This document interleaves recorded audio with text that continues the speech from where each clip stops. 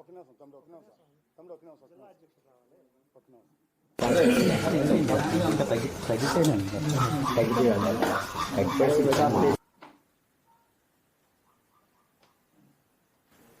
మరి నిన్నటి రోజున హైదరాబాద్లో జరిగిన సమావేశంలో జాతీయ బీసీ అధ్యక్షులు ఆర్ కృష్ణయ్య గారు, రాష్ట్ర అధ్యక్షులు మారేష్ గారు, ఉత్తరాంధ్ర బీసీ అధ్యక్షులు నడిపేన శ్రీనివాసరావు గారి ఆధ్వర్యంలో మీ అందరికీ చెప్పినట్టే నిన్ననే మహిళా స్టేట్ అధ్యక్షురాలుగా బీసీ సంఘానికి నన్ను ప్రతిపాదించడం జరిగింది.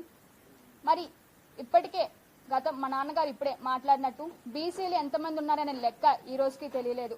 ఒకవేళ తెలిస్తే బీసీ అంటే బ్యాక్వర్డ్ కాస్ట్ అని కాకుండా బీసీ అంటే back bone of the nation అనే రకంగా ఈరోజు ఖచ్చితంగా తెలుస్తుందనే విషయాన్ని కూడా మేము చెప్తున్నాం. మరి బీసీలు అంటే ఓట్లు వేయడానికి ముందుకు వచ్చినప్పుడు మాకు రిజర్వేషన్ ఎందుకు కల్పించట్లేదనే విషయాన్ని కూడా ఈరోజు అడుగుతున్నాం.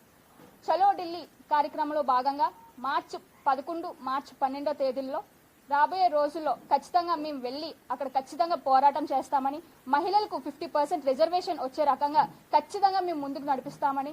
ఈ రోజు కూడా మహిళలు ముందుకు రావాలంటే భయపడుతున్నారు, ఉద్యోగాలకు ముందుకు వెళ్తున్నా సరే రాజకీయంలో ముందుకు రావాలంటే భయపడుతున్నారు, ఏదైనా ఒక సమస్యను బయటకు చెప్పాలంటే భయపడుతున్నారు. అలాంటి సమస్యలతో ఎంతో మంది లోపలే ఉండిపోతున్న పరిస్థితి కూడా ఈ రోజు చాలా విషయాల్లో చూస్తున్నాం.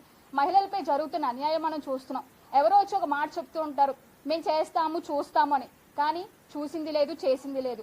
మహిళలకి ఖచ్చితంగా ఈ రోజు ఇంట్లో ఉన్న మహిళలైనా బయటకు వచ్చి పనిచేస్తున్న మహిళలకైనా ఒక మోటివేషన్ కావాలి, వాళ్ళకంటూ ఉండే సమస్యలు తెలుసుకునే ఒక మనిషి కావాలి.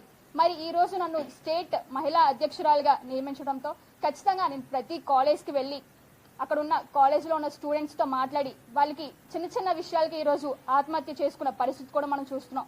వాళ్ళతో మాట్లాడి వాళ్ళకున్న సమస్యలను తెలుసుకొని కౌన్సిలింగ్ ఇచ్చే విధంగా, ప్రతి ఒక్కరిని ముందుకు నడిపించే విధంగా, వాళ్ళు ఎంచుకున్న రంగాల్లో ముందుకు నడిపించే విధంగా ఖచ్చితంగా